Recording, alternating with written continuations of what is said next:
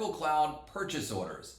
Hi, my name's Scott Walls, and I created this free, easy to follow course so anyone can learn how to use the purchase orders application in less than 1 hour. Together, we'll walk step by step through how to create, find, and change purchase order transactions in Oracle Cloud. And best of all, if you have questions while you're taking the course, you can reach out to me directly at any time.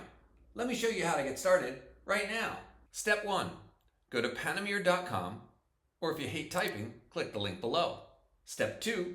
From Panomere's main menu, select Learn, then New Courses, then End Users, and click on Procurement. Step 3. From the Procurement page, click the Enroll button within the Basic Procurement Learning Path and start learning immediately. Don't miss out on this easy-to-learn opportunity. In fact, the course is free for the next 30 days. So what are you waiting for? Come to Panomere and get 1% better in the next couple hours. And I'll see you in the next video.